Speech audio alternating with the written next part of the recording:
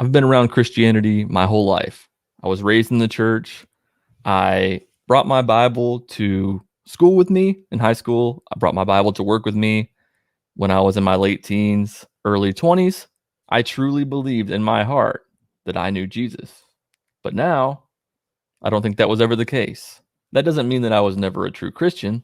It just means that now I believe that the Christian God does not exist. Now, as an outspoken atheist, I come in contact with Christians every day who tell me I'm wrong. And when I ask them why they believe in God, I get a plethora of answers. And I think that most of them are not good reasons to believe in God. So here are some of the worst reasons to be a Christian, in my humble opinion. Number one, that's just the way I was raised.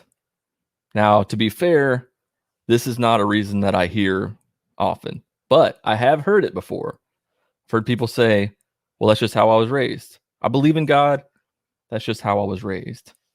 I think really that's probably the worst reason to believe in a God.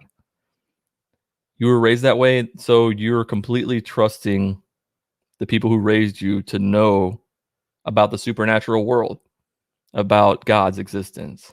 I've heard the same logic, that's just the way I was raised, applied to different things that are not healthy at all, like black people and white people shouldn't date each other. Well, that's just how I was raised. Does that make it right? Does that make that opinion right? You were raised a certain way to believe a certain thing, and that's why you believe it. Doesn't that seem a little bit dangerous to you? Number two, life is pointless without a God.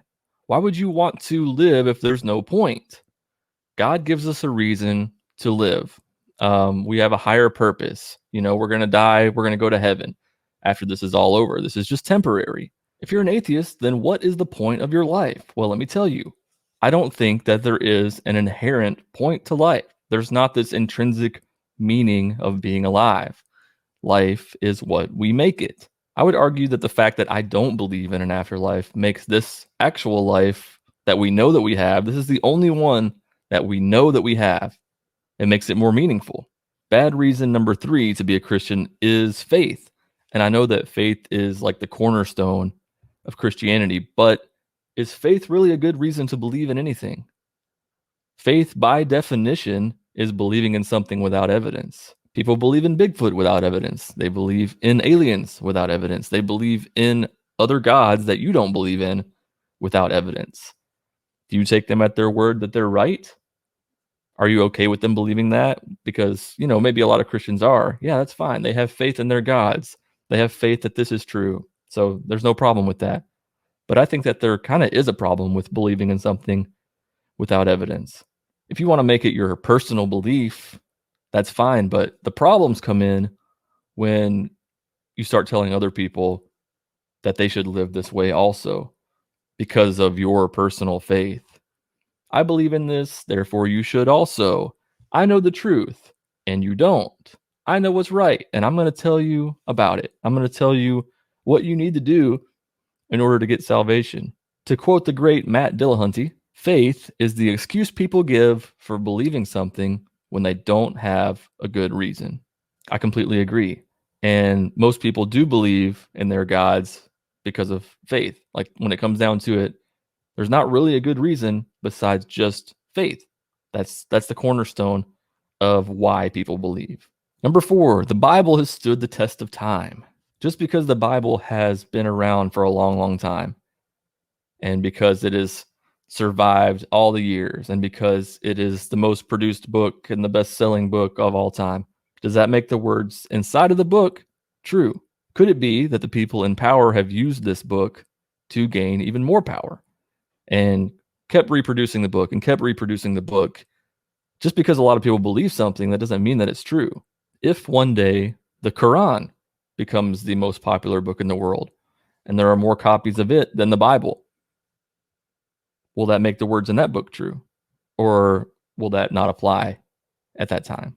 The popularity of something does not dictate whether or not it's true, period. The next bad reason to be a Christian: the apostles died for the cause. They knew that Jesus was the truth, and they were willing to die for it. Therefore, why would they die for a lie? Again, you have to ask the question, does them dying for something make that something true? All of the car bombers in the Middle East, they died for something that they thought was true. You know what? Why am I wasting my breath when I can let the great Christopher Hitchens make the point for me? The people were so strongly motivated to believe it that it must have been true. I regard that as a very, very unsafe assumption. Or if it is a safe one, then it must surely apply to Islam and to Mormonism. I mean, these are two very, very, very fast-growing religions, have people prepared to sacrifice enormously for it, have ancestors who were absolutely determined of the truth of it at the time, and who made extraordinary conquests in its name.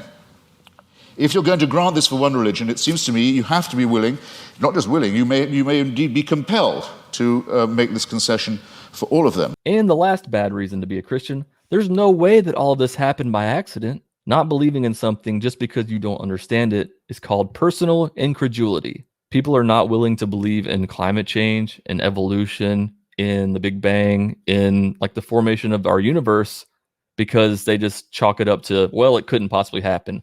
The odds are too great. What are the chances that that could actually happen? But they're willing to believe that there's a God who exists outside of space and time, who just said boom and created everything. They're more inclined to believe that than progress over billions of years. The Earth is 4.5 billion years old, and I think people have a hard time understanding just exactly how long that is, you know? And evolution takes place over millions of years. It's not tens of years, it's not hundreds of years, it's not thousands of years. It's a long, long, long, long time. And really, it's hard for us to wrap our minds around it. Does that mean that it didn't happen? And I guess it's true. People could say the same thing for God. It's hard for us to wrap our minds around it. Or you just don't understand God, therefore you don't think he's real. The difference is the things that I'm talking about actually have evidence, whereas God has anecdotal evidence or just arguments. Let me know down in the comments what you think are the worst reasons to be a Christian. And while you're down there, why don't you hit that like button? And hell, if you're feeling frisky, subscribe, baby. And remember, you don't need a God to be good.